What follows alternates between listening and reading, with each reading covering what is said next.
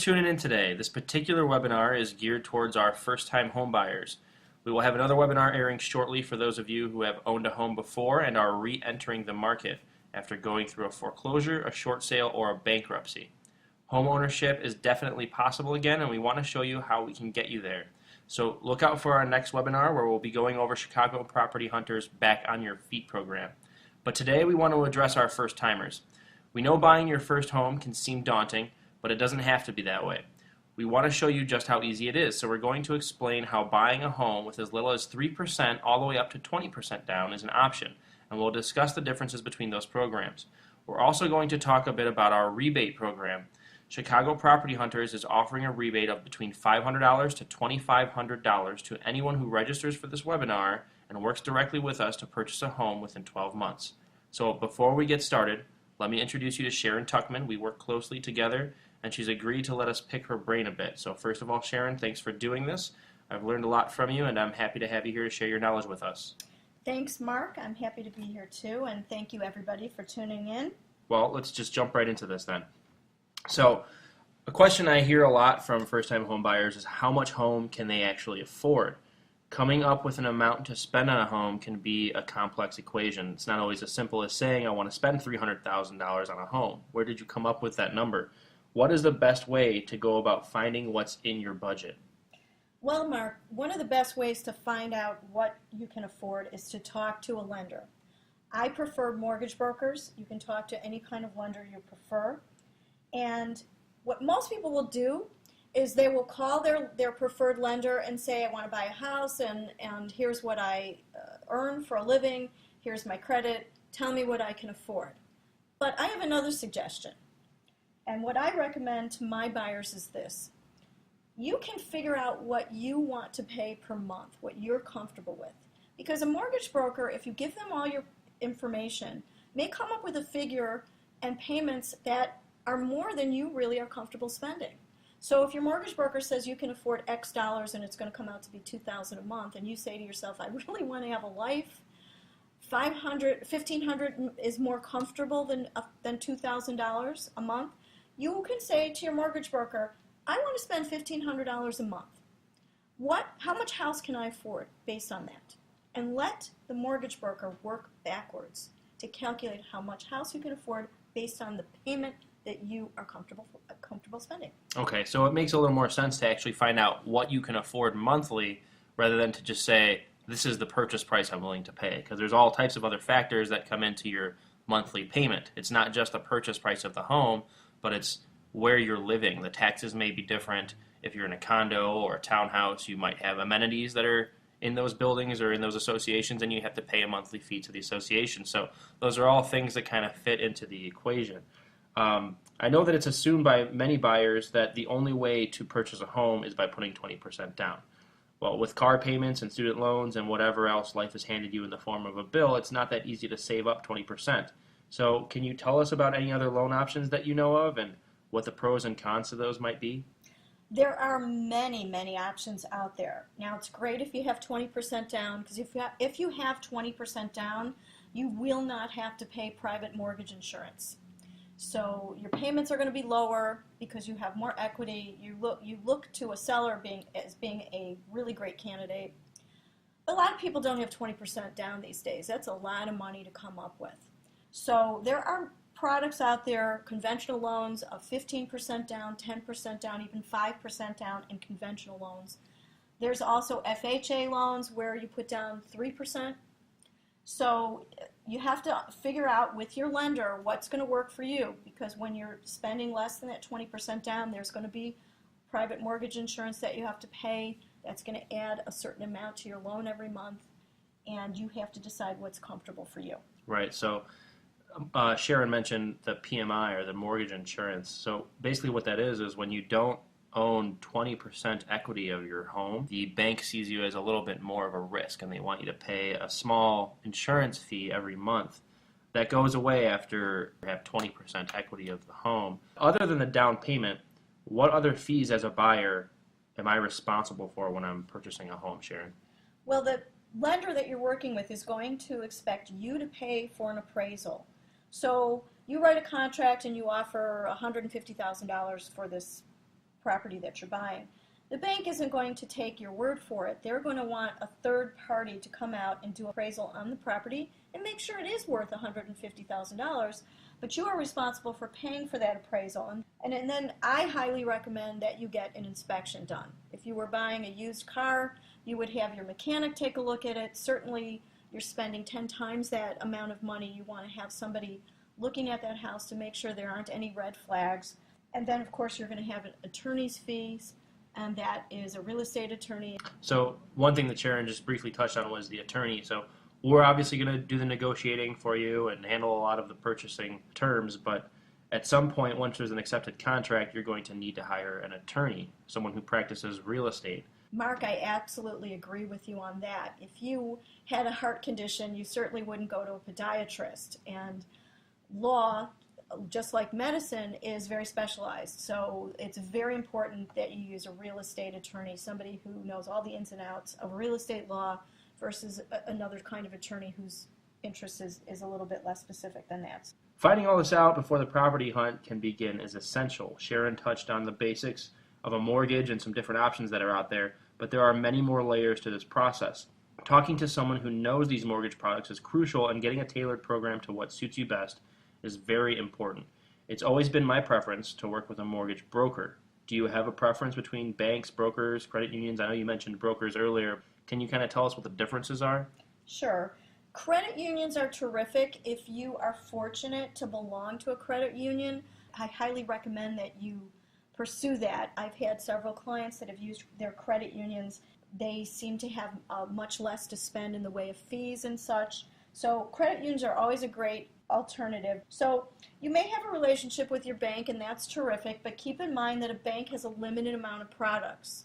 If you go to a mortgage broker, that mortgage broker may have a relationship with 40 different banks. So now you're privy to every single product that these 40 different banks have, and that mortgage broker will analyze that and present that to you, and you'll figure out which product works best for you. After you've done this, you figured out what type of loan package is appealing to you, and your lender has, hopefully at this point, drafted you a pre-approval letter. Can you tell us what the difference between a pre-approval letter is and a pre-qualification letter, and why it's so important to have this before the property search can actually begin?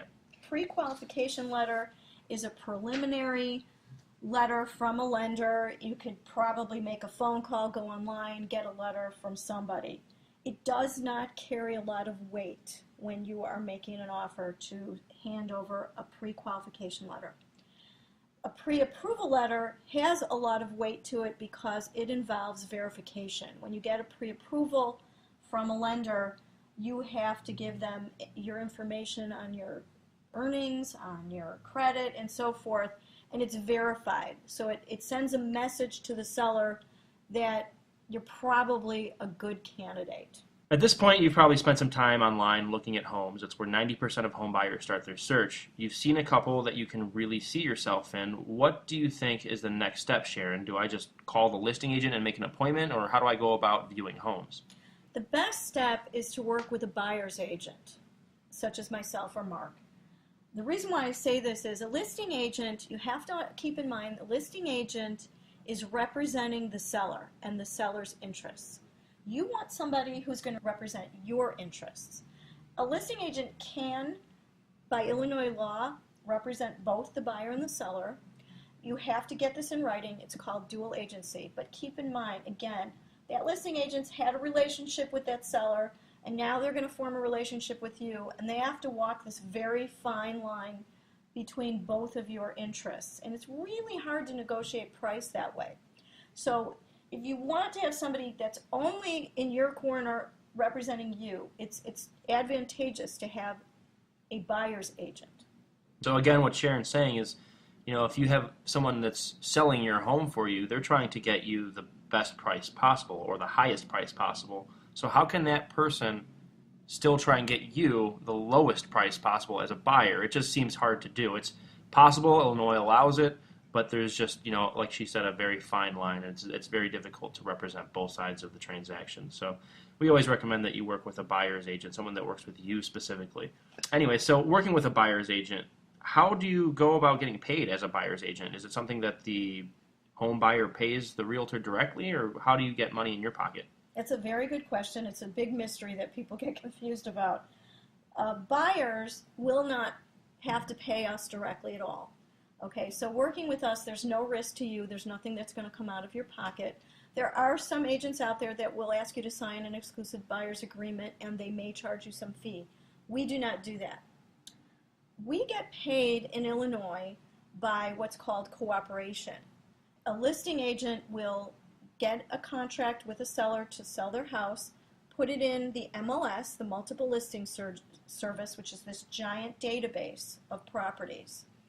And the listing agent has negotiated a commission with their seller. Let's say it's 6%. And what they'll do is they'll advertise this listing in the MLS, and they will tell all us cooperating brokers, I will split this with you. I will give you 3% of my 6% or 2.5% of my 6% or whatever. And we know this, and we know that that's how we're going to get paid. But it's separate and apart from anything we're doing from you. Nothing's going to come out of your pocket. In addition, the two of us at Chicago Property Hunters are offering a client rebate. So you're going to get a buyer's rebate. If there's a minimum purchase of a $150,000 home, you're going to get a $500 rebate from us. And that rebate can go all the way up to $2,500 depending on the purchase price of your home. It's going to go up incrementally. You'll be able to download the scale at chicagopropertyhunters.com. All right, so that's just something that we're offering. And again, just to kind of go over that one more time, so it's from $500 to $2,500 depending on the purchase price of your home. And there's a scale that you can download, and again, that's at chicagopropertyhunters.com. But we're offering that to anybody that's watching this webinar and purchases a home with either Sharon or myself. It's a pretty good program, and I would definitely recommend checking that out. So once you have this, what's called an executed contract is a contract that's signed by all parties and everything's been agreed on. You're going to do your inspection. That inspector is going to look for any serious red flags. The inspection is done for a couple of reasons. One, of course, if you find that the foundation is crumbling and the place is going to fall apart and you don't want to buy this because you don't want a money pit, that inspection allows you to get out of this contract. There's other things that may come up in the inspection that the seller wasn't aware of. There may be some defects that you can negotiate with the seller to fix or give you a credit for. I just want to kind of rewind for a minute. We talked earlier about closing costs and all these things that are involved in closing costs. There's a lot of money that you're putting down for your down payment already, and then you're paying for your inspection and your appraisal and all these other things. There are, in some scenarios, the seller is actually willing to credit you for the closing costs. Can you tell us how that works? Now, you have to keep in mind, in a buyer's market where there's lots of inventory and sellers are sitting there with their house sitting on the market, it's really easy to go to the seller and say, hey, I'd like you to pay my buyer's closing costs as part of the negotiation. So it's the week before we close. How long do you think it took us to get here? And what are the last steps before I can actually move in? It's usually 30 to 45 days to close. Before we actually have the closing, we want to do what's called a final walkthrough. We want to just make sure that the appliances are still working. There wasn't a fire a couple days ago or a flood or anything that's going to deter you from wanting to purchase the house anymore. I think we just walked you through the step 1 to step 1,000 of how to purchase a home, but altogether it's really not that difficult, and we're pretty savvy when it comes to it. We've done it numerous times, so we're happy to work with you, and hopefully after that you've learned something that you didn't know. Hopefully the home buying process seems a little easier to tackle. We've walked hundreds of first-time home buyers through this process, and we want to make sure that you're well prepared when you find yourself ready to move forward. If you have any questions at all, check out our site at chicagopropertyhunters.com. You can send us an email or give us a call. We know you have many options of who you decide you want to work with, so we want to thank you for choosing us. If you want to see more about our buyer's rebate that we talked about earlier, there's a sliding scale available on our website. Again, that's chicagopropertyhunters.com. Thanks for tuning in, and we can't wait to hear from you.